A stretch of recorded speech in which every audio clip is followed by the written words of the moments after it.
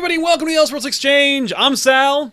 I'm Joel. And we're going to talk about the Batman vs. Superman movie and the rumors about the R rating. But before we do that, I thought I'd open up this sweet poly bag of Detective Comics number 50.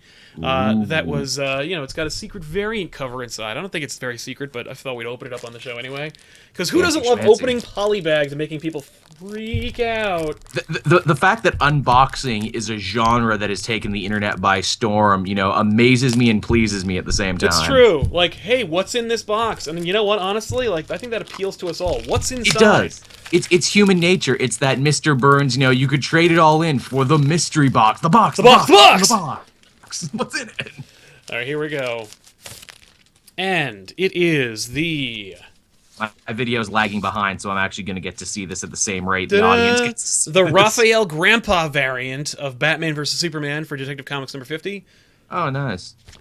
Yeah, I really like this, actually. I don't like the fact that it says Batman on his chest, but everything else is pretty sweet. This is a great variant, and also, Ooh, that is pretty. Not quite mint, because I opened the poly bag. Which you never do. But don't worry, I have a spare. So of course, as always, you gotta buy two, sometimes three. You buy one to open, one to decorate your wall, and then another one to keep in the poly bag forever. Right. That'll appreciate in value. Yeah, they never do. Also, the poly bags deteriorate and sometimes damage the comic, so good luck with that. Oh, no. But yeah, fun book. Thank you, DC. And we'll get on with the show. I think the comic I own right now that I'm the most proud of, that I've tried to keep safest, is a first edition Harley Quinn #0 signed by Jimmy Palmiotti and Amanda Conner. I feel like this one might actually be worth something one day. Yeah, I could see that.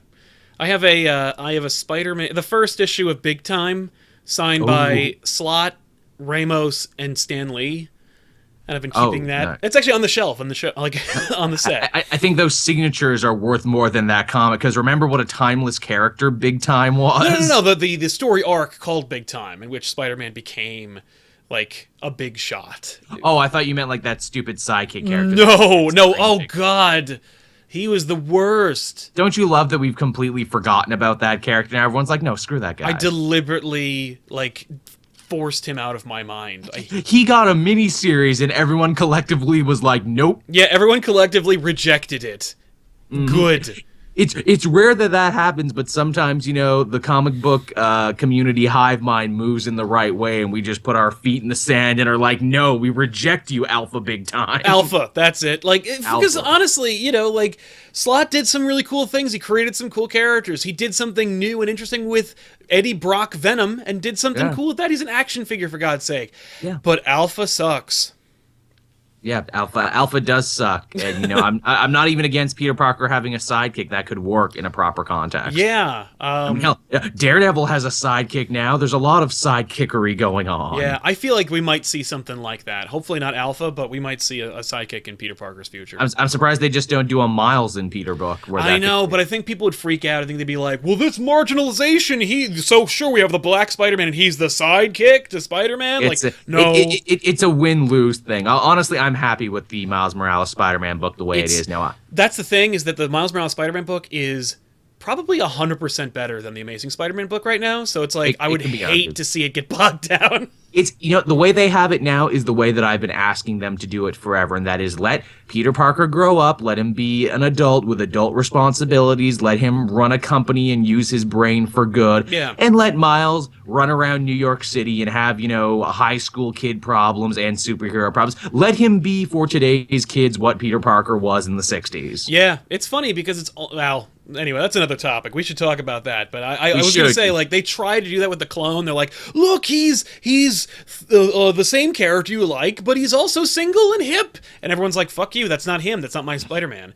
And then they were like, well, fine, we'll just one more day it. And now he's single and young and cool. And everyone was like, that sucks. And they're like, damn it. But if only they thought in 2007 or 2008 to be like, how about we just make another Spider-Man? Which I think they had Ultimate Spider-Man running. People were like, that's the Spider-Man we want. That's the young, hip, single Spider-Man. And they're like, no, but it's got to be everywhere. But so today we're going to talk about Batman versus Superman, but not the plot or spoilers or speculation, but rather the whole R rating thing. Right. The fact that the rumor, by the way, a little bit clickbaity, but the fact is the movie that's coming out will not be R rated. But no, but they're already pimping, an R-rated version, which I think what bugs me more than anything is that Snyder and company are treating this like, nah, man, the R-rated version, this is the real version of it, man. Batman, Superman, not for kids, R-rated the way it was always meant to be. Yeah, the way Batman and Superman have always been presented. To which I raise a massive eyebrow to that, and I'm just like, what? Yeah, not so much. And I think that's really the main crux of the argument is like, obviously it came on the heels of Deadpool, which is a combination of brilliant comic book movie satire plus really cool original action movie, mixed in with the fact that it also happens to be rated R, so it can be all those things and more. Yeah. And the fact that when Batman Begins came out or Dark Knight came out and everyone's like, okay, you all like this.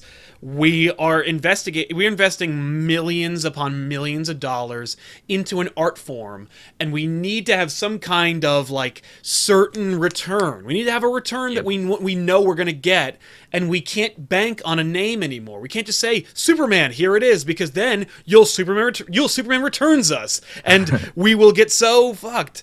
But in this case, they were like, okay, you like grim and gritty superhero movies that are kind of real and grounded? Done, no problem. Here is Spider-Man with no glasses riding a skateboard. And it was God damn you. All these years later, that friggin' skateboard. And I'm so nerdy, but I'm also like a loner and everything, and I'm really cool. Yeah, I'm hot, and my hot girlfriend and I are just being hot together, but my life sucks, though. Because I love that trailer of voiceover where he's just like, the greatest thing that my greatest regret is not knowing what happened to my parents. And I'm like, what? They left you. That isn't even close to a Spider-Man problem or a Spider-Man journey. It's not even close. I'm drinking my Coke Zero. And the fact that I'm made 100 times more responsible for my uncle's death because I was being a petulant little shit. I was being a real fucker, and my uncle died in the street. Alone. That's another topic right there. We'll have to take apart the Amazing Spider-Man duology because it's only 2 and why that failed. We'll need to take that apart in another episode. It's true. No, and Whirlwind Spiral makes a good point that Peter Parker's been hot forever. It's true. So for me, I've never considered Peter Parker's looks to be part of his woe is me. If anything, it's just I look like a guy. He's that version of the girl where it's if you take off your glasses, stop dressing like a knob, and comb your hair. Exactly. If you stop dressing like it's 1962, you'll look okay, all the pal. time.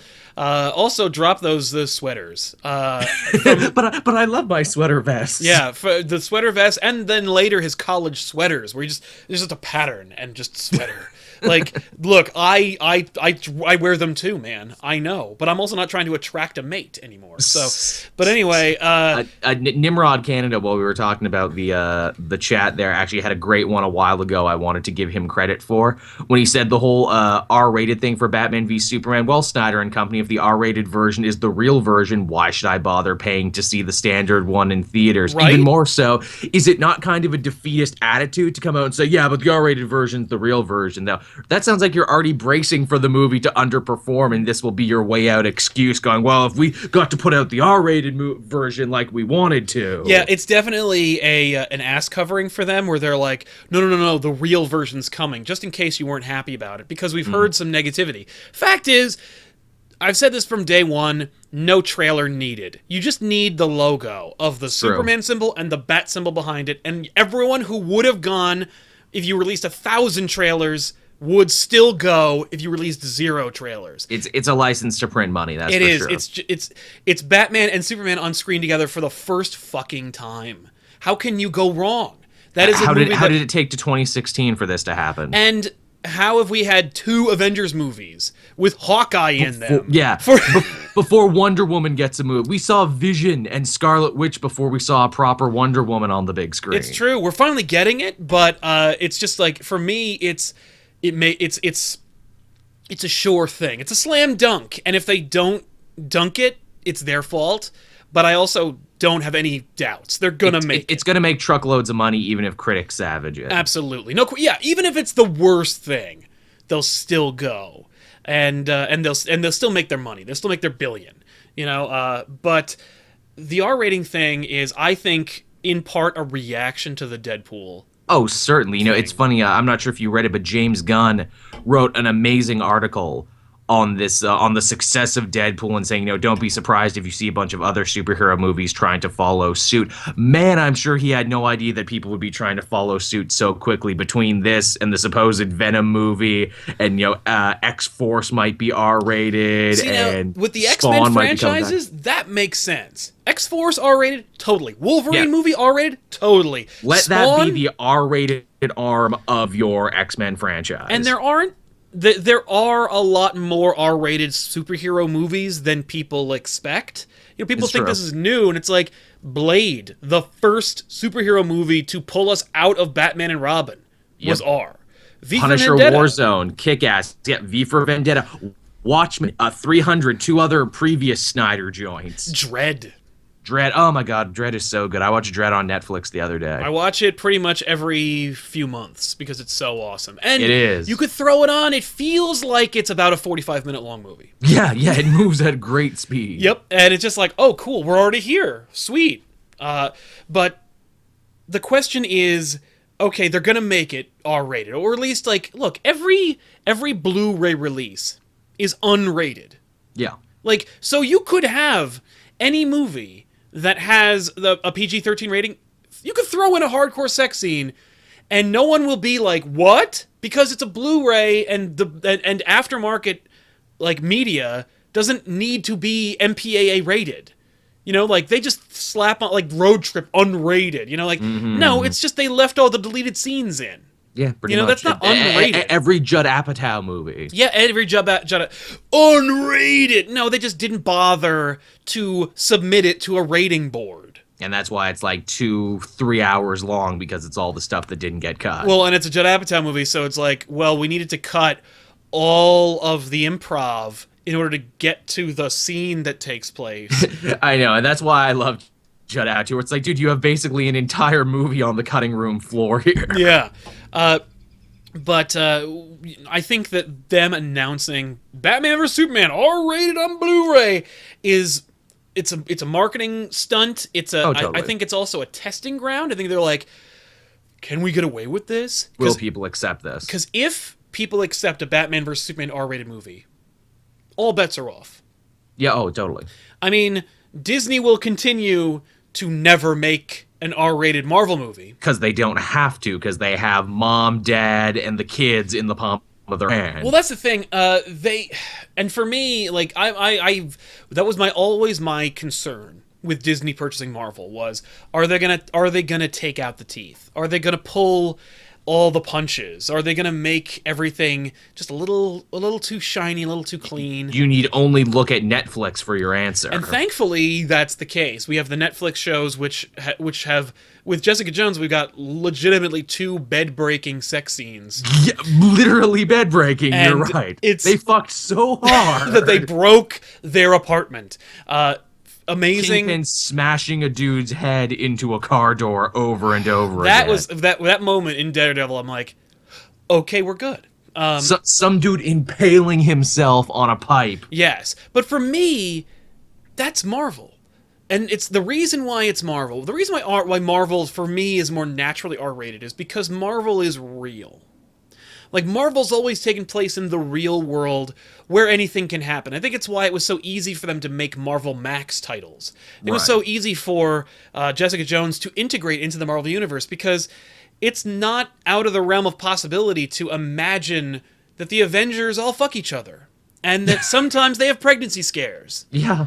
But for whatever reason, and I don't know what it is, maybe it's my personal bias, and like I want to get your opinion on this as well, but like, look at The Boys by Garth Ennis. Oh, God, yeah. And he is not necessarily talking about the Avengers. He is focusing on the Justice League. Absolutely. And he's looking at the DC universe, but giving it kind of like the gritty Garth Ennis's version of the Marvel universe treatment. Yeah. Like, look at these gods. They probably fuck too. And they also are monsters. It's like, yeah, these modern day gods, these, Justice League stand-in superheroes are every bit as depraved and hedonistic as the actual ancient Greek gods from which so much of this is derived from. But for me, that bothers me on an almost profound level. The idea of them dragging Superman into an R-rated world. Absolutely, and I think the thing about Superman, and I like Jeremy in the chat saying, R-rated Superman seems a bit irresponsible. I agree, because it's like he's so much more than just a comic book character. He is a pop culture icon, an American icon, a world icon. Really. Yeah. It would be like if Mickey Mouse was fucking. I mean, which, by the way, if you've ever wanted to see Mickey Mouse fucking and also learn something about yourself, you should look up Max Landis's Mickey Mouse story comic. Oh, it's really weird, and it'll like you. It's like everything that Landis writes. It's whether you like it or not, it's fucking compelling.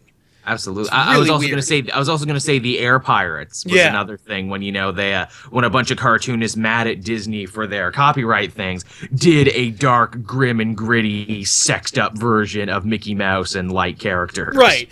The fact that Superman, I don't know if we can say that he's above R rating, but I think that's where I'd start, because Superman, I think he transcends R rating. I think he is beyond it. I think that if you try to put Superman into an R-rated movie, he might be in an R-rated movie, but he himself would not be. It's true, and there's maybe only a handful of stories where I think it would make sense for Superman to be in an R-rated world. Like, obviously, Dark Knight Returns, which, yes, this is what Snyder seems to be pulling on. But the funny thing is, for me, Dark Knight Returns isn't even R-rated. And I think that making it R-rated is adding things that aren't there. Heck, they made 2 animated movies out of it, for crying out loud. But I don't think that you even need to make it R-rated. I think that, like, if you were like, okay, we're taking Dark Knight Returns, but we're making it R-rated, you're just adding shit that isn't there. Like, the fact is, depravity, violence, the shit that takes place in that story, or in the stories that Miller has written, there's nothing to tie it to a rating or that requires the safety net of that much restriction. I think that, like, look at any episode of any show on TV, basic television, in which characters find a dead body. And that way I don't have to name any of them, but all of them. Law and Order SVU. But any of them, like NCIS, Bones, like any of those shows will show shit that is pretty much as horrible that takes place as Dark Knight Returns. Is there child murder in those shows? Yes. It's in Dark Knight Returns. Like, is there suicide? Is there murder? Is there violence? Is there child endangerment? Like, all these things take place. Lots. But they're not R-rated. It's just that no one says fuck. And in fact, like, the worst that anyone says, I think that, I know that the kid says, Batman's gonna kick your ass. And then Batman says, watch your language, son, which I think is amazing. That is the brokenness of the American MPAA. And I think South Park, the movie, hit that on the head perfectly, where they're like, remember what the MPAA says, everyone. Horrible, deplorable violence is okay, as long as no one says any naughty words. That blew my mind. You know what movie was on TV yesterday? Not like basic TV, but cable TV, which is just as neutered as regular TV. The Rock, which is arguably Michael Bay's greatest film, and one of Nicolas Cage's best movies because of how fun and stupid it is. The Rock is amazing, R-rated. The shit that takes place in that movie, people's feet are, ventilated with bullets. You have someone who is... Nicolas Cage places a biological weapon in a man's mouth and then punches him in the jaw and then breaks the biological weapon, and then his skin boils and his guts spew out of his mouth. Nice. These are all scenes that take place in the TV broadcast version. That's fun. But the line that Sean Connery says when Nicolas Cage is whining about how he's trying his best, which is the best line Sean Connery's ever said, which is, "Your best. Losers always whine about their best. Winners go home and fuck the prom queen." No, we don't get that line. We get, "Winners go home and date the prom queen." Oh, do they date them, Sean? Thank you for that. Like, thanks for ruining this movie. You gotta love those TV edits there, like Sam Jackson's, "I want these motherfucking snakes off these motherfucking plane." The TV edited. These monkey fighting snakes on this Monday, Friday plane. Really? Come on. Like, at this point, you can hear the worst shit ever in a Vine. Yeah. Like, for me, but this is tackling a larger problem, which is, like, I think that censorship and ratings are kinda dumb. There's a great movie out there called This Film Is Not Yet Rated. I'm sure you've seen it, Sal, where they talk to all these filmmakers about them pitching their movie and just the stupid things that the MPAA have problems with and how it's not the same over in Europe and in other countries. Oh no, I've seen stories in which characters or movie makers have submitted their film to the MPAA. The MPAA said, remove these two, like, 0.5 second long shots. They didn't. You showed too much boob for too long, and you had one too many thrusts in your sex scene. Take one thrust away. But it's not even that. It's just like, I don't remember what the actual cuts were. I think they were violence, but they just didn't do it and then resubmitted it and they said it was fine. Like, it just shows that they're not even consistent. But that's what bureaucracy is. It's just people placed in inauthentic, artificial power, and they need to feel like they did something. Yeah, exactly. And that's so stupid. And heck, yeah, the South Park guys often say when they pitch their show, they put stuff in that they know the censors are going to take out just so they feel that the censor did something, and that way they can keep the really messed up shit they wanted. That way they can keep the shit they wanted to keep in the first place. It gives them a target. It's like Batman's yellow emblem. It draws the focus in so you don't shoot the prime real estate. Like that, the Batman versus Superman movie, I mean, like, if Disney owned it, it would be PG. And it would probably have elements of darkness in it because it's fucking Batman, and if it's not dark, it's really dumb. Like, if it's not in any... Because, look, you can tell lighthearted Batman stories. You can tell happy-go-lucky Batman stories. But... We haven't gotten near as many in the last decade or so. But if you forget that Batman is the byproduct of like... parental murder, if you like, of child endangerment and violence, like, he's a product of violence, and he himself is pretty insane, like, that, then you have lost it, and you need to have some element of darkness in there. But I think that a Disney, because Disney would self-censor, they'd be like, no, like, this can't be here, because I think that's why the Netflix shows are allowed to do so much, because I think they're like, well, no, you can do your street level guys and they can all fuck each other and, like, you know, and do drugs, but the Avengers, you know, those pillars of of squeaky cleanness, pillars with the drunk who's not really a drunk, with the man who literally is a drunk driver all the time. As always, you will drive for us. I mean, and like if you think Captain America didn't kill people in World War II, then you are dreaming. Black Widow herself was a child murderer, trained assassin. Again, same with Hawkeye, was, you know, a circus thief, although they don't really do that origin, but they don't deny that origin either. Right, exactly. Yeah, that you can allow all those things to exist, but, like, they don't focus on it, so it's not a big deal. But it's still, like, a little bit more spit polished, but that's like a self-imposed kind of thing. But, like, I don't think we need an R-rated Batman versus Superman movie. Neither do I. To get a cool movie, to get the best version of it. That said, I think there are movies or comic book adaptations that, if you take away the freedom of an R rating, you're hurting it.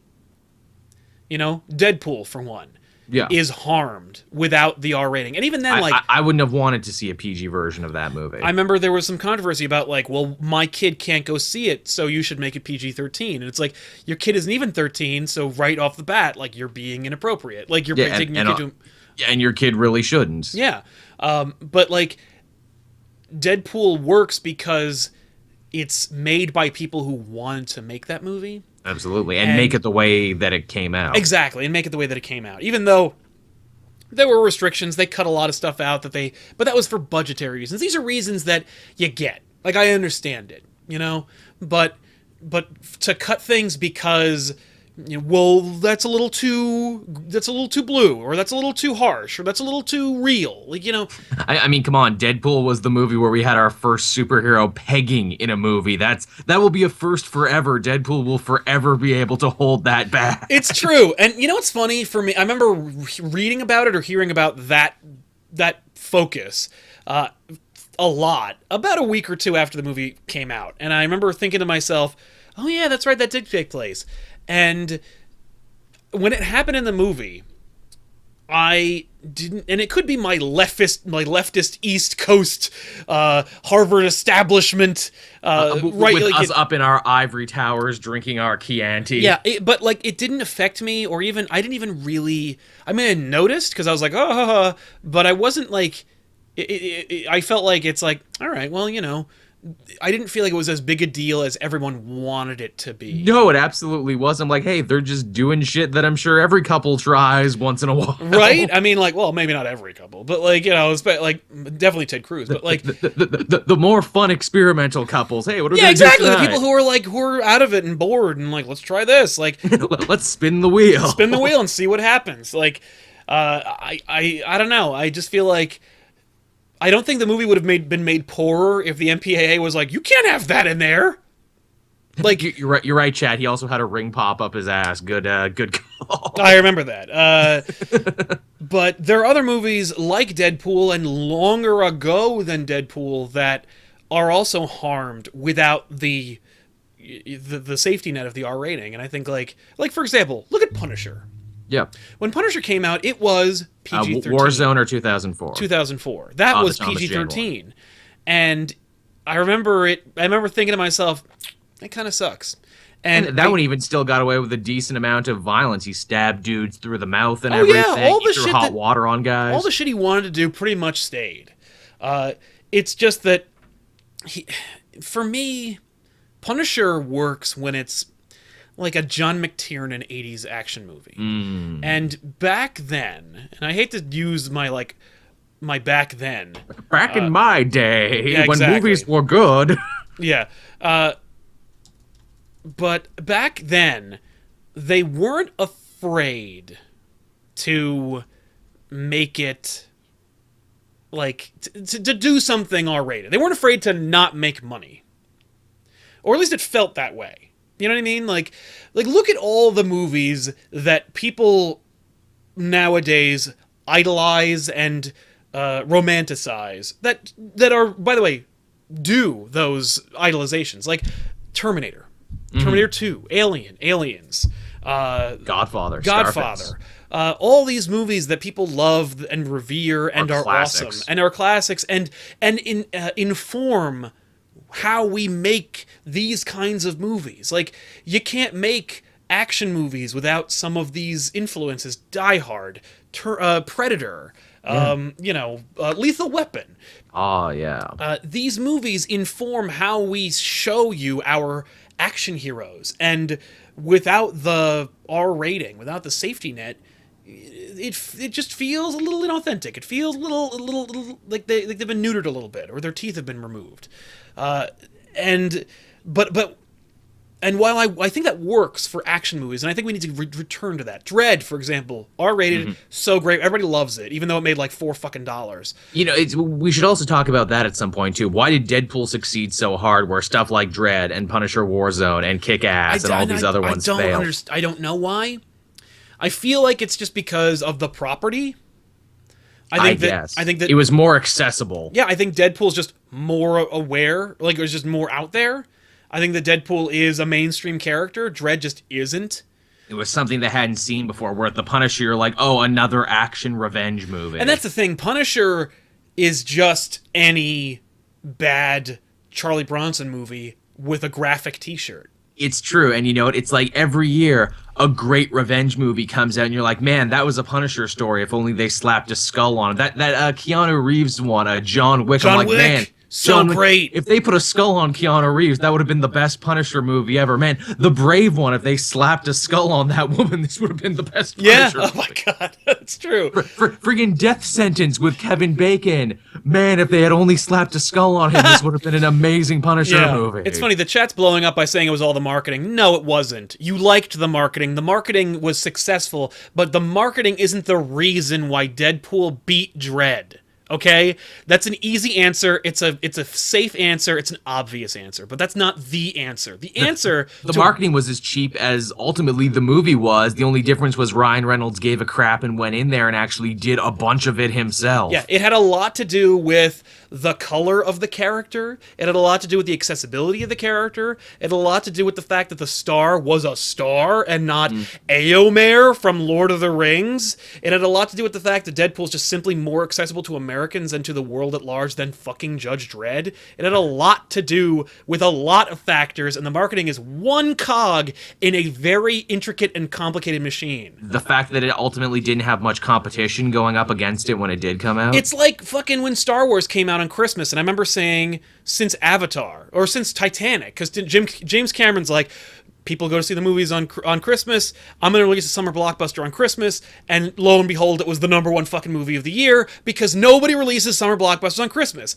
And then Star Wars needed that, 6-month, window to make the effects better, and so they went from May to Christmas, and I'm like, yes, do that. And then it made quadrillion dollars more than it was probably going to in May, when it would have been diffused by all the other fucking blockbusters that came out in May and June and July.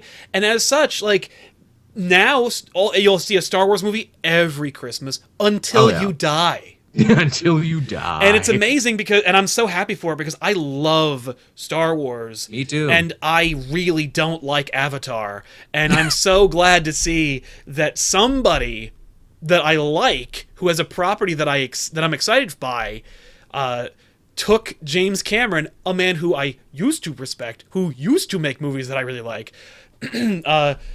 came up with. He's the guy who's like, put their fucking summer blockbusters out on Christmas and you'll make $1 billion.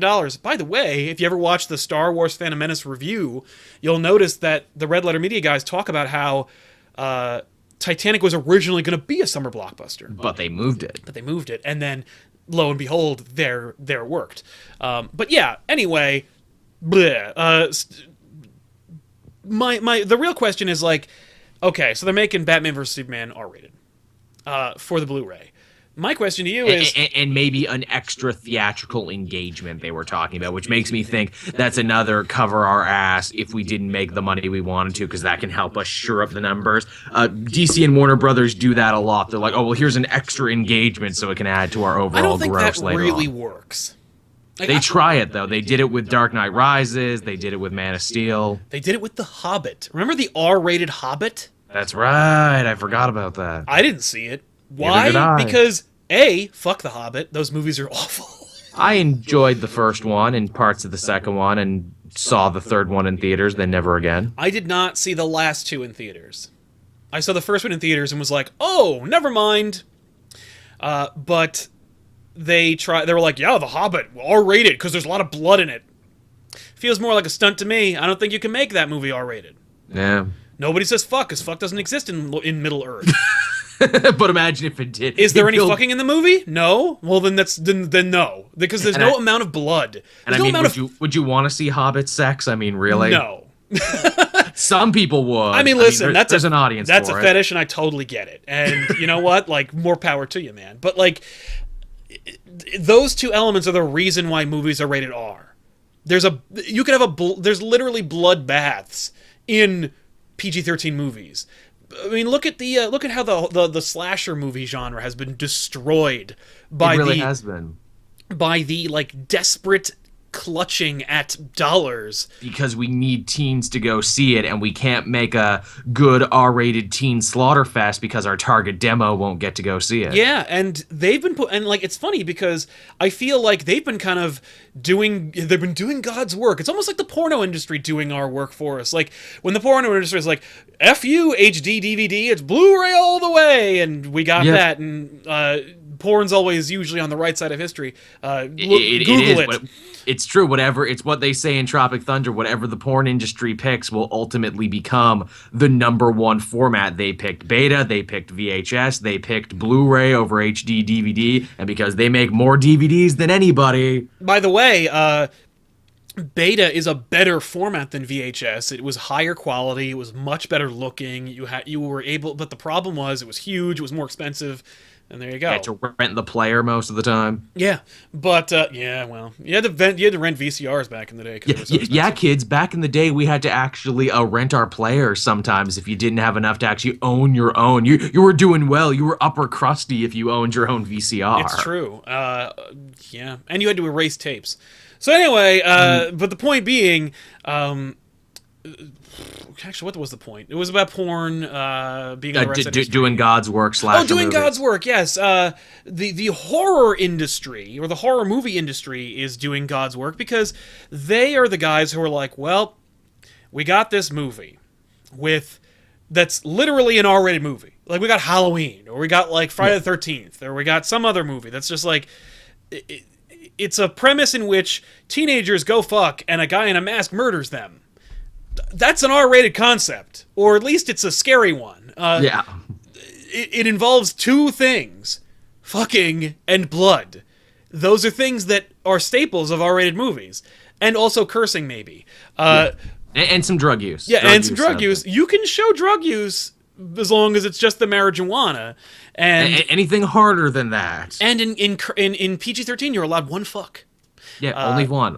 I like, what was it? Get Shorty made fun of that when they're driving in the car. It's like, yeah, can you believe in PG-13 you only get one fuck? Really, only one? You don't say, and then they just keep having a conversation. Yeah, exactly.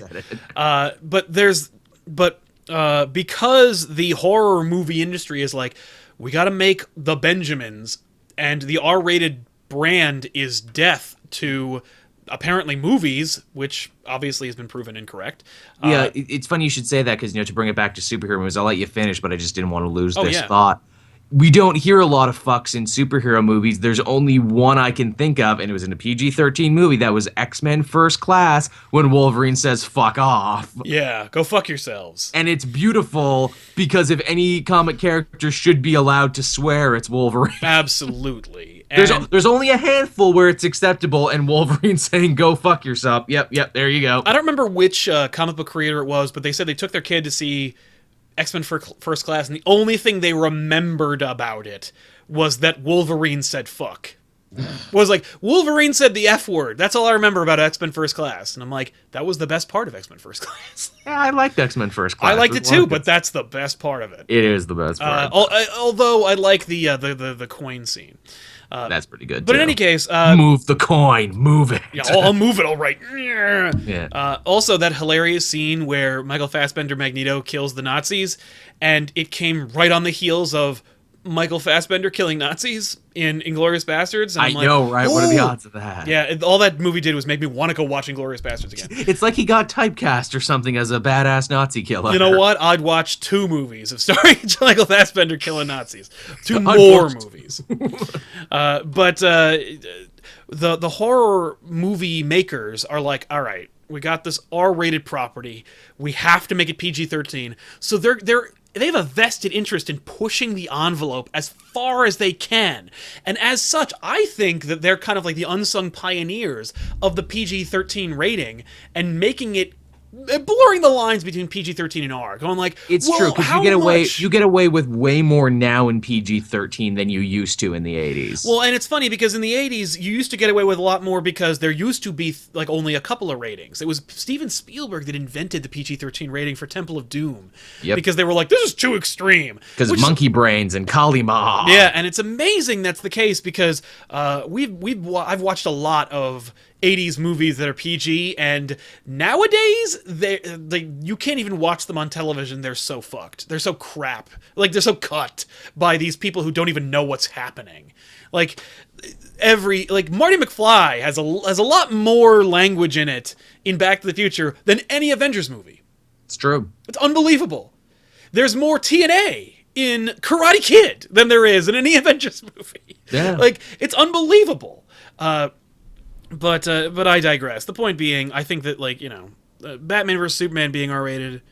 Oh, my question is, at this point, shouldn't they just make it R-rated and just release that? Which one? What are we talking about? BVS. Like, just like, screw all the pretense. Just make it R-rated and release it. I think it'll still make the same amount of money. I think parents will drag their kids, or rather, their kids will drag their parents. But I think it would hurt the bottom line a little bit.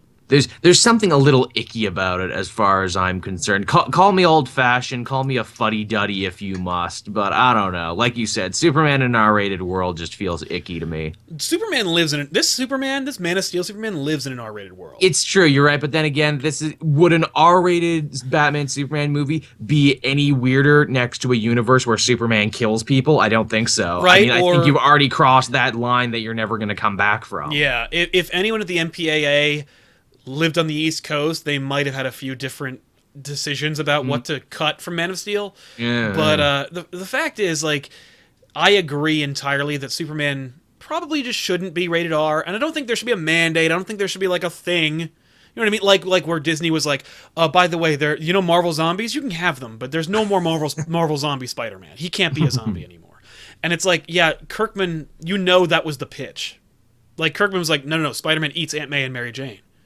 And like that's where we start.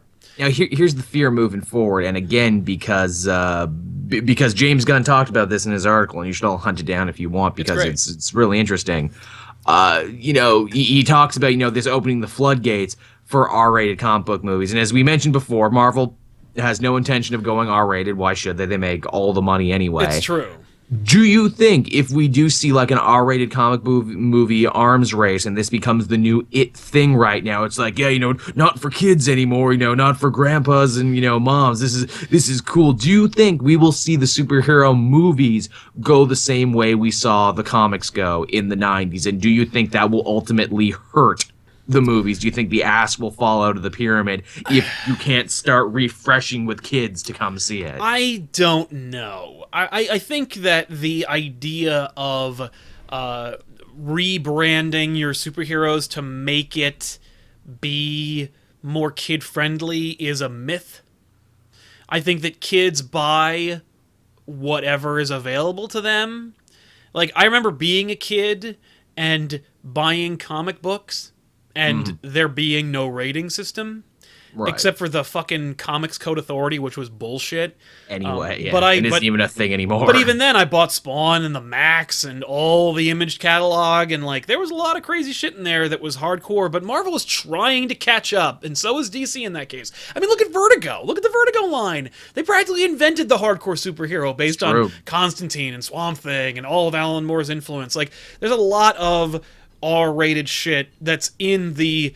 I mean, look at the beginnings of comic books itself. I mean, comics about like tales of murder and just stories about lunatics murdering women. Like this is part of the history. But I think that kids are gonna watch whatever they think is like awesome looking. And I think that if you tell kids like, hey, look, Man of Steel or Superman's R-rated, I think they're gonna run and trip over themselves to see why. It's true. It is like the reverse psychology thing of like, it's the movie they don't want you to see. Yeah. That said, I mean, like, look, the fact is, it's a movie. A comic book, literally, you just go up there, you grab it off the rack. I remember I had a lot of comics that my parents would not have been okay with. I mean, if you watch our episode of Back Issues where I explained Dark Knight Returns to them, they were like, when did you buy this? And I'm like, I think I was about 12. And they're like, this would not have been okay. I assumed that you were just buying comic books. I assumed it was for children. I remember at one point my dad read an article. He must have read an article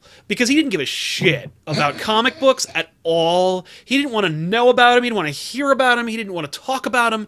And then one day, he just comes to me out of nowhere and goes, give me a sampling of your comic book collection. I'd like to rummage through it and see if it's okay for you. And I go, they must have done some fucking 60-minute article about this. Yeah, there must have been an MSNBC. Like, son of a bitch. So I had to go, and this is like as a 10 or 11-year-old, God damn it, I gotta go fucking find my comics. And I had to go cherry pick. Like, G-rated or kid-friendly, and I'm like, there's none of them are this. Like even my Spider-Man comics was Mary Jane in a negligee. I'm like, oh crap, there's nothing. Spider-Man versus the dumpster slasher. Yeah, like, he is gonna take away my comics because he's been negligent the entire time.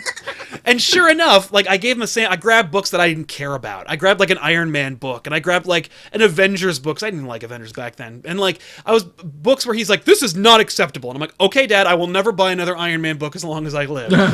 But like, and he shows me them, and he's like, look at this, this is sexy, this is too sexy for you. And I'm like, okay, Dad, you got it. I will not buy any more of that. And it's like, you know what, like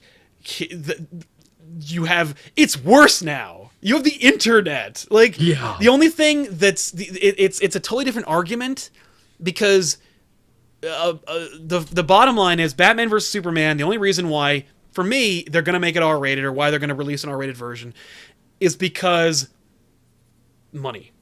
It's because trends.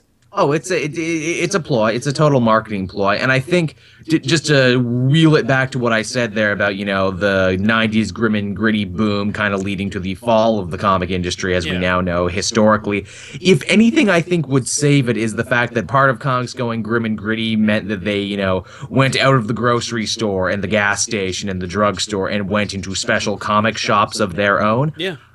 With movies are always going to be at theaters. That's right. And people will always be able to find them, unlike in the 90s when comics kind of disappeared from places where people went into their own special little space. Exactly. Now, and I think that an R-rated theatrical release for Batman vs. Superman would be a mistake for many reasons.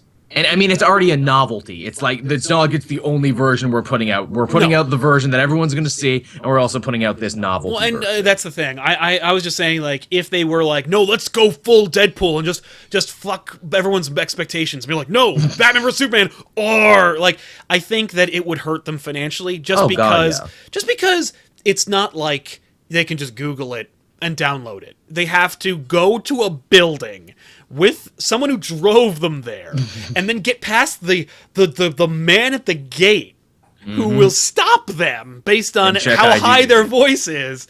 Like, you know, I mean, one for the Batman v Superman, please. Yep. And it's just kids on shoulders with a trench coat. I mean, like, I love that in fiction. I wonder if anyone has actually tried that, the shoulders, trench coat, and fedora. Yeah, I mean, I guess the idea is, let me ask you this. What about video games? Video games have been like, what about GTA 5? It's true. And didn't stop it from being the biggest media thing sold ever, like, per capita. But I think that had more to do with the fact that, you know, like movie or videos, I think that it's actually kind of similar to comic books in that parents aren't really that attentive. Like I think with video games they're getting better, but definitely they're getting way better. If you buy from small mom and pop shops, mom and pop shop doesn't care what you're buying. The bigger chains might care, but mom and pop shop just wants to make a sale. Well, like even the bigger chains, like they have to ask, but for the most part they're like, whatever. Like I've seen that take place. It's the thing where it's like, okay, let me see your fake ID, please. Okay, Ken Griffey Jr. Yep, you're good. Yep, exactly. I mean, the fact is, like, was that a fake ID or a baseball card you gave me? I don't know. Either way, I also don't care because you have $60 to spend on a video game. But, man, I wish they were $60. Still, new games are like 80 something here in Canada. Oh, yeah, it's about $100 to buy a new game in Canada. I think horrific. That is horrific. Here's the thing. Controllers, same deal. Now, this might just be on Sony merchandise. I know Sony jacked the price on a bunch of Sony stuff after their stock took a dive, and I don't think it's recovered yet. Wow. like I was looking at The Division so I could go play with Benny and Rob, and I'm like, fuck, I could take that $80 and buy food. Yeah, exactly. Well, pay some bills. That's the difference between being a kid and being self-reliant. Yeah, yeah, man. You got to make friggin' choices. Yeah, well, that's because your bank when you're under 18 is your mom or your dad or your grandma. Like your bank is Christmas. It's just whatever your holiday wherein you get money.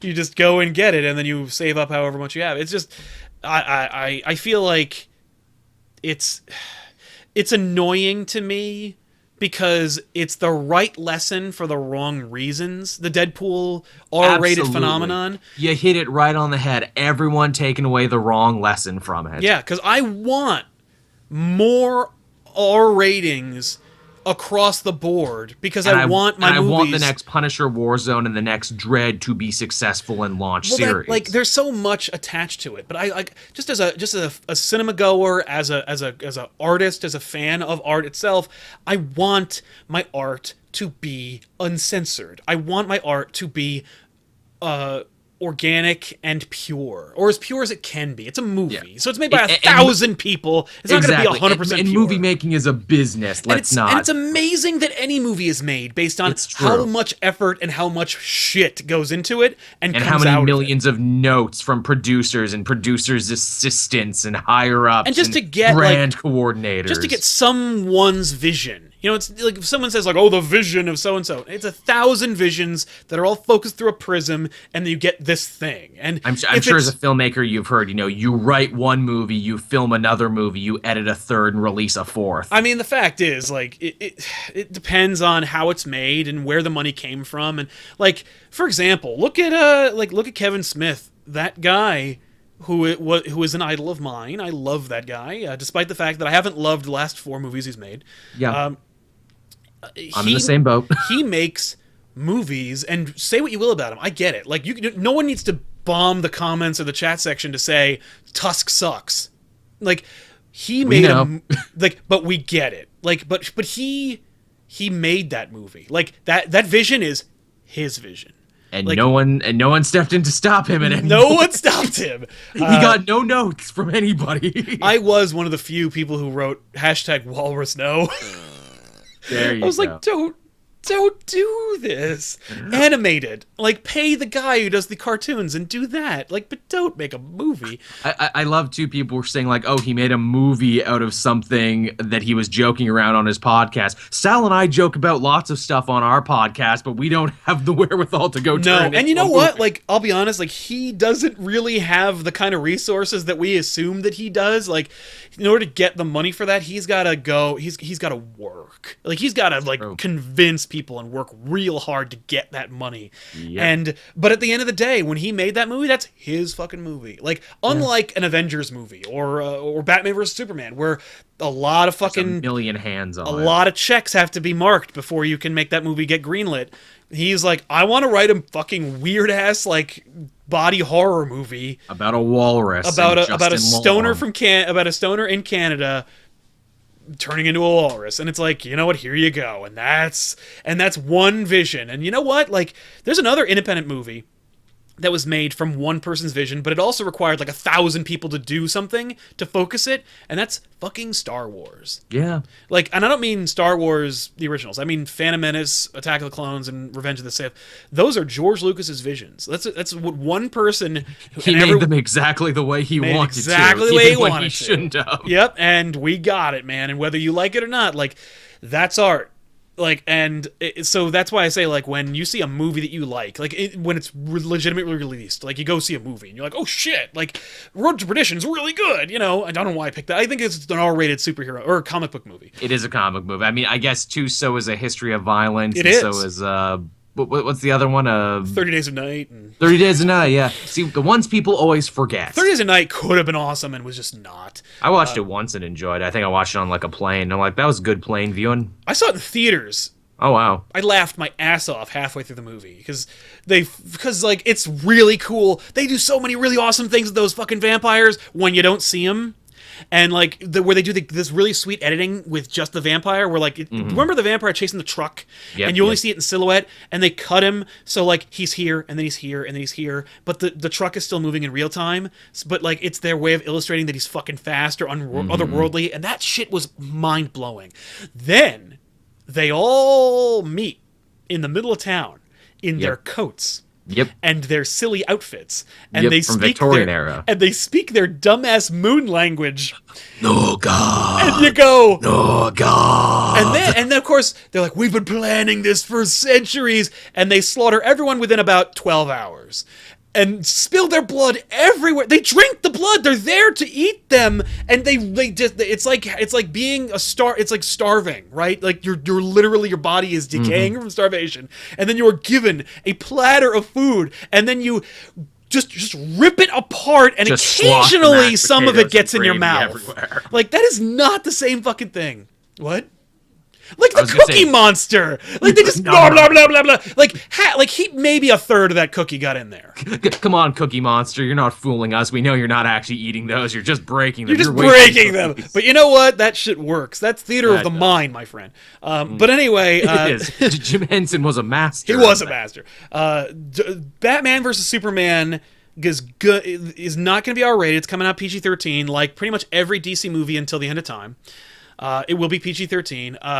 I guarantee you, even like movies that shouldn't be, like The Flash, will be PG-13. Yeah. Which is kind of weird, but the Blu-ray R rating is, I think, a publicity stunt. I don't think it's a legitimate, like, oh no, we're making a definitive version and it's going to be R-rated. No, like I think we've established, like, it's an aftermarket media disc. Like you don't have to rate it at all. You could say Batman vs Superman unrated. The only reason why you're not saying unrated is because unrated is, I think, less marketable than an R-rated movie. If you say unrated, that sounds it also sounds good too. It does, R-rated, but like unrated, I think sounds like no holds barred. It's like, I think that if a parent sees Batman vs Superman R-rated on Blu-ray, they're gonna go, no, what? I'm not gonna get this for Jeremy. I love you named the kid in this scenario. I did. Widow Jeremy. I did a yeah. He's not even little Jeremy, he's Widow Jeremy. Yeah, I created a character back when I used to do a webcomic that was named Jeremy. Nice. It was a family circus type romp. It was a family circus parody where I was talking about I talk about how much I hate family circus, and I'm like, fuck Jeremy. And my girlfriend at the time was like, his name's Jeffrey. Like there is no Jeremy in that family. I go, yeah, not anymore. And she's like, what do you mean? I'm like, well, Jeremy was killed by Jeffrey by accident, and they buried him in the sandbox. And then I wrote this comic, which they drew and released, in which Jeremy and Jeffrey get into like a fight, and Jeffrey accidentally kills Jeremy, and then Jeremy becomes the Not Me ghost of Family Circus. Jeremy smoking. Yeah, the Jeremy is actually the Not Me ghost. The Not Me, where it's like, who did this? Not me, not me. And there's like a ghost says not me. Of course. And that's that is deep Family Circus lore that you're kicking right there. It's true. And of course, for all you children in the chat, Family Circus is a thing that it's the equivalent of a caveman painting. Your comics that you might read on the internet? Yeah, they used to print them in these newspapers. In the paper. It's awful. And the ink got on your hands. I don't know how we survived. It's true. But anyway. I like this idea that comic strips are the cave paintings of the comic book world. They might as well just be like, what? So you let me get this straight. They drew, like with their hands, like a baby toy. And then they printed They were these crude hieroglyphs with tales of orange cats and Vikings. Yeah, exactly. Somebody mentioned in the chat another R-rated comic book movie, and it's not really I don't think that RoboCop was a comic book beforehand. No, but they would make comic books out of them later, and technically Frank Miller wrote the third one, and Frank Miller is a comic book writer. And the fact is, RoboCop should be a testament to the fact that you can release any movie R-rated and it will work for children. I think RoboCop is a better example of another thing, and that is the movie that would play huge to children, but because it's R-rated, kids aren't allowed to go see it. Kids saw it anyway. I know they did. Like Ted and RoboCop, I would put in the same the same club of, man, this would play huge to kids.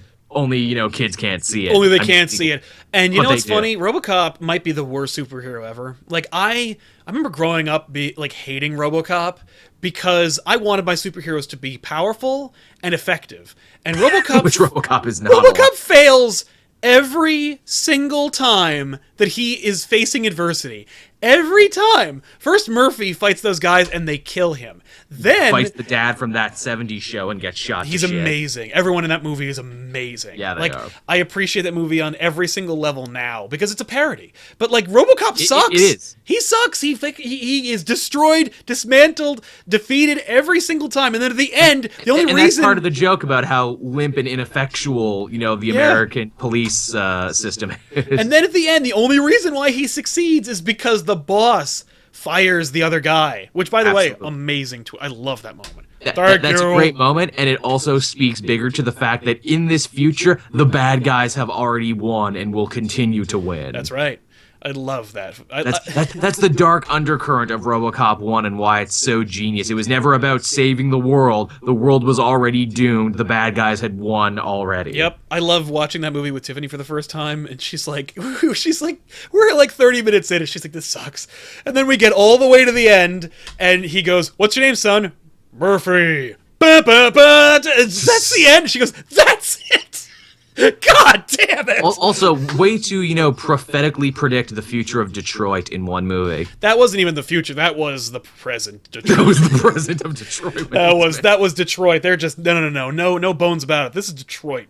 But anyway, I'd buy that for $1. I'd buy that for $1. God damn it! Which predicts 2.5 Men and The Big Bang Theory. I mean, I'd buy that for $1 is just bazinga. Did you see RoboCop 2013 or whatever? No, of course not. I saw it in theaters. Oh no, I'm sorry. It's worse than terrible. It's utterly forgettable. It's the sort of thing that the movie it was made out of railed against. It's the reason why you don't do them. Like it's legitimately, every studio executive going like, well, I think we should reboot this. And they just hold up a copy of RoboCop 2013 or whatever the movie, and they go, what's that? Exactly. And then they move it out of the way of Total Recall 2012. Oh god, that was the thing that happened. Like, they made these movies, and like no one wants to see them. And I don't care if Karate Kid reboot made $1 billion.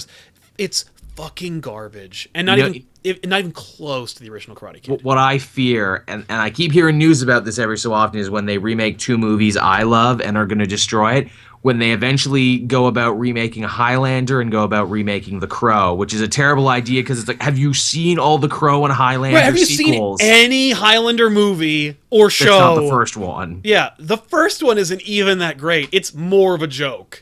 Like, the first one is amazing, but it's also like a kind of RoboCop-y movie. It appeals to my Scottish heritage. Yes. Hello, I'm Juan Villalobos Ramirez. I'm an Egyptian who's also a Spaniard and is not in any way Scottish. I love that in the movie Highlander, Sean Connery isn't the Highlander, it's the French guy playing the Scotsman. Yeah. Unbelievable. But dude, Clancy Brown as the Kurgan, better to burn out than fade away. Fade away. Clancy Brown, man. I remember watching, I think, Superman for the first time, being like, is that the fucking Kurgan? That's the Kurgan. Oh, this is gonna be amazing.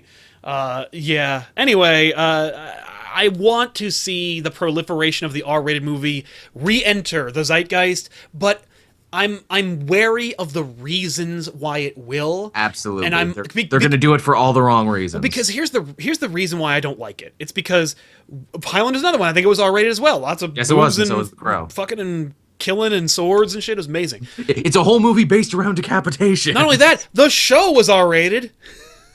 And then neutered for USA. If you watch Highlander, there's fucking and killing in that movie too, or that show too. But the reason why I don't like it, because you might be saying to yourself, like, who cares how? We're getting it, right? Like, we're getting more. We're getting a new Predator movie. We're getting, like, new Aliens movies. Like, we're getting them all. No, we're not. Because here's why. When one of them fails, they will throw it all away. Like, that's the problem, is that because that's how Hollywood works. Oh no, it's failing, throw everything out. Yeah, they're doing it for all the wrong reasons. If they do it for all the wrong reasons, then they'll throw it away for all the wrong reasons too. I'm sure you've heard the term throwing the baby out with the bathwater. That's what they do. That's exactly what it is. That's so frustrating. Like, that's the scary part, is that, like, and they'll go full tilt to the other direction because they don't know. Because it's like day trading or any kind of gambling. They're taking millions and millions of dollars and throwing it at a creative concept and hoping to make more than what they spent on it. It's why Green Lantern cost $200 million, made $250 million. More. Yeah, it made $250 million. It made its money back, not enough of it though, and it failed. And so you see DC change their entire thing towards, okay, double down on Batman and Superman. Everything has to be darker and good. That movie was light and fun, so no more light and fun, no more jokes. Look at Superman Returns. That movie did better than Green Lantern, and it cost less. It proves my point, which is like, You put the S symbol out there with the bat symbol on it, it makes its money back and then some. You don't need to do anything else. You don't need to do any more marketing. But Superman Returns made its money back and then some. Made turn a profit, but not as much as we were hoping for. Not as much as that Harry Potter shit.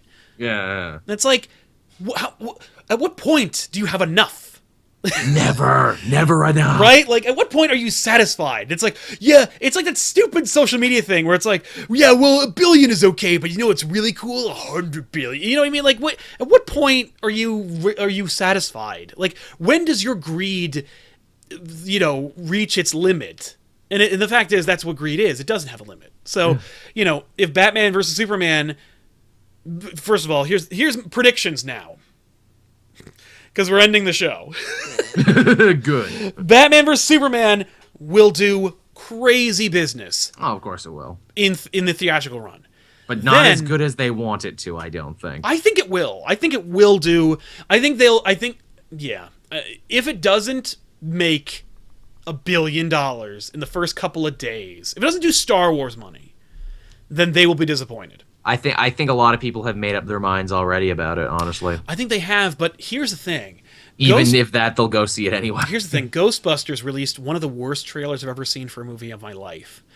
And every criticism video I've seen ends with, this is the worst fucking thing I've ever seen.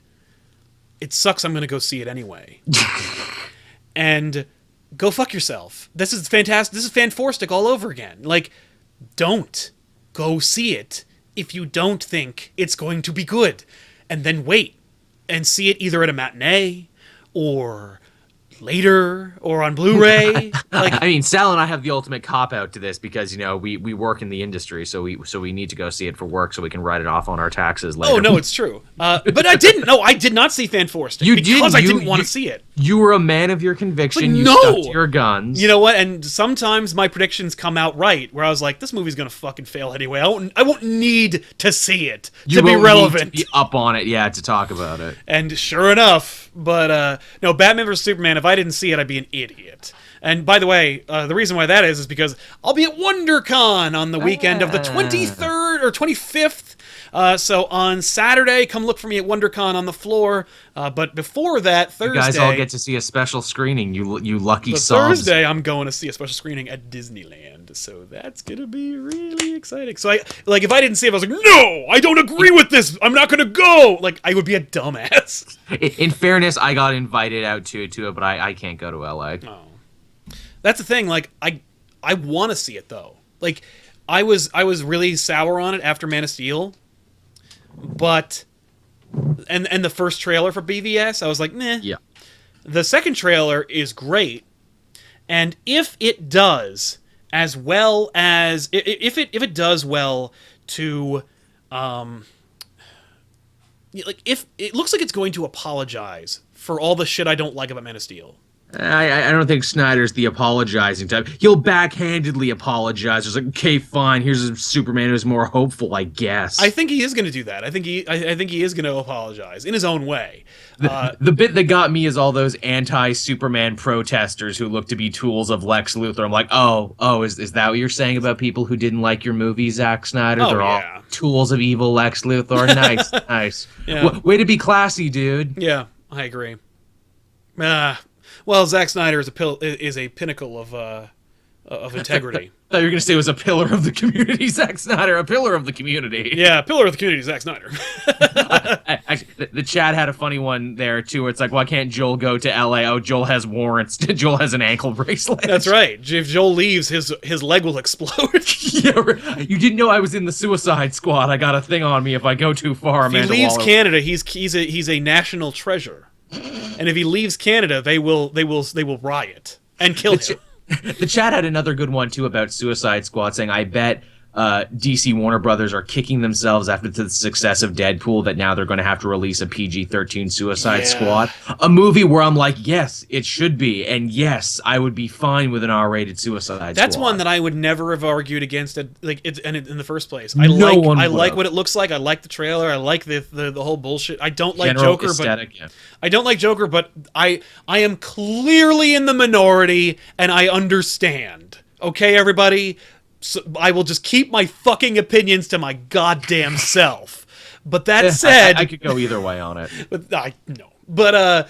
But if they said, like, Suicide Squad R, I'd be like, yeah, right? No shit. As it should be. Yeah, most exactly. Suicide Squad stories are that fucking R-rated. Arkham, that movie, that animated movie based on the game should have been R. Like, practically Dude, was. That movie had balls and was pretty hardcore. Exactly. It had sex and violence in it. Are you kidding me?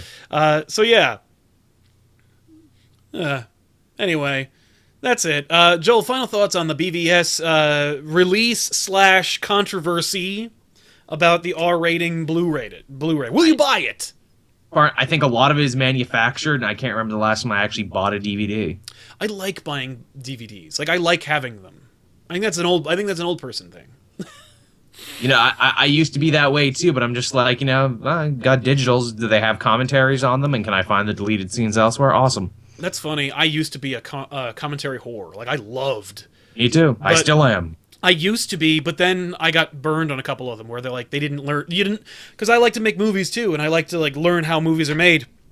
And most of them are bullshit. You know, like a lot of commentators are like, well, this was like, it's boring. It was really cold that day. Let's tell you about the weather. Yeah. Oh, and this person's really nice, and this extra was also really nice. I'm like, man, everyone worked on this movie was really nice, apparently. Yeah, like, well, that's nice to know. Thanks for wasting 2 hours of my time. Well, don't watch the Spaceballs commentary. Mel Brooks is there, and you think it'd be amazing, but he's like 2 jokes behind. He's just 2 jokes behind. He's like, oh, this is the part where we do the whole beaming thing, and then I'm right next to the office. I'm like, Mel, just stop. It's fun. I don't know how into anime you are, but you know what anime actually had surprisingly really great commentary? Hellsing Ultimate, because it took them like 10 years to finish that show and get the dub done. Meanwhile, they keep getting everyone back to do commentaries, and they're like, okay, so here was the uphill battle we had to actually get this show done. That's cool. I like that. I can dig it. Yeah, just Crispin Freeman and all these other people being like, and here's all the shit we went through for the decade it took to get this show done. That's the shit I like. I like to hear about like about triumphing over adversity.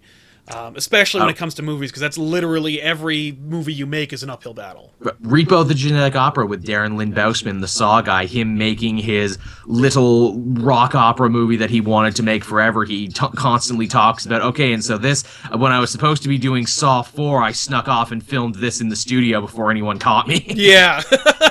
It's amazing. He's like, wow, you basically stole this movie, didn't you? Yeah. He's like, fuck you. Yeah, he reused all those sets. Commentary for Saw 4, he goes out of his way to keep mentioning Repo the Genetic Opera. What a jackass. But you know what? If he didn't, I wouldn't have gone to see Repo the Genetic Opera. He mentioned it so much, I'm like, I better see it now. Somebody got me it. They were just like, you gotta watch it. Here you go. I'm like, thanks. Dude, one day I will. I freaking love Repo the Genetic Opera. I watch it every Halloween. Paul Sorvino sings in it. He's amazing. Yeah. Oh, man. He's great. He sings his heart out in that movie. Is he still alive? Paulie. Yeah, Paulie, he's still alive. All right, good. I don't know. Do we gotta make a website for that? Is Paul Sorvino still alive? Yeah, I thought I remember hearing that he died, but I'm glad to hear that he's not. That's good. All right. Well, that's how we're going to close the show, everybody. Paul Sorvino's alive. Thank God for that. If he has Twitter, wish him well, and we'll see you guys next week. On our behalf. Just confuse him. Hey, Paul Sorvino, we're glad you're not dead. No, just say I'm glad to hear you're doing well. And he'll be like, yeah, I am doing well. Thanks a lot. Fans of the Elseworld Exchange. Yeah, I think he sings a little bit in the Romeo and Juliet movie, too. That's right. He does that Romeo x Juliet where he plays Capulet. Yes. Oh, so good. Mr. You know who's not great in that? The leads. Yeah. So, because they don't know what they're saying. So, dude, friggin' what's his face? DiCaprio? No, not DiCaprio. Paul Rudd.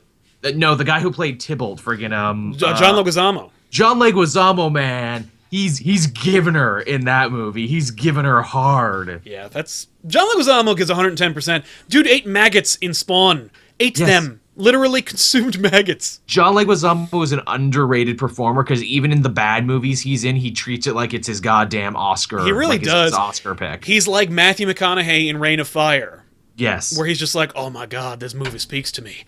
I gotta shave my head and then go to the zoo and kill lions and take their teeth and say they're dragon teeth. Like, they didn't give him a wardrobe. He just showed up on set in that outfit from Reign of Fire, and they're like, Matt? And he's like, it's not Matt. Every movie speaks to John Leguizamo in a meaningful way. It's true. John Leguizamo's like, I'm this now. I am the singing mandolin from whatever the hell, Moulin Rouge. Yeah, that's right. I forgot he was in that too. Yeah, well, you know. Joel, what is happening on Cape Joel that you're excited to feature and talk about? Well, if you head on over to my channel right now, I have my review up for the newest issue of Spider-Man number 9. He goes into space with Nick Fury. Yeah. He sure does. I saw. You know what? Like, I usually defend Dan Slott Spider-Man from you, Sal. Yeah, I wasn't feeling this issue. Right? It's just, like, I think that each issue you're going to be, like, more and more like, ugh. The whole big thing of this was Spider-Man's like, Spider-Man basically does a jackass stunt where he's like, I wonder if my spacesuit can survive impact on Earth. Let's try it. Like, why? He would never do that. It's like, dude, I know you haven't been a millionaire playboy for a while, but you do know you have test chimps for this shit. You don't have to do it yourself. Yeah, like, I get that your body is super strong, but, like, he's just a guy. Pretty much. That's so Also, if you want to see my cooking show, Cape Kitchen, you can check that out there. I make Aquaman salmon dip. That's a fun video. I also talk about Aquaman in greater media. That one's fun. And also, if you want to listen to another podcast, Matt and myself, my former Blood Sweat Comics host, we did another episode of the Comic Multiverse, so you can check that out too. That's right. Good show.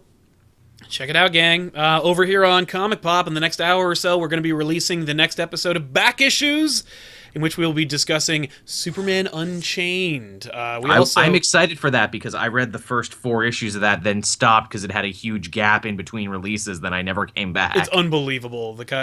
It's funny because it's pretty tight. Like, when you just read it all in one sitting, but knowing the delay, you're like, this is not worth the delay. Yeah. We didn't I was really digging it, and then the delay was just like, nope, don't care. Nope, don't care. I don't care that it looks great and that Scott Snyder's writing it. Because I don't really... Right, you know. There aren't a lot of Scott Snyder Superman stories. No, there really isn't. There's a reason. So anyway, we're doing that one, and what else is there? We launched a new show 2 weeks ago called Panels to Pixels, in which Tiffany plays a comic book video game.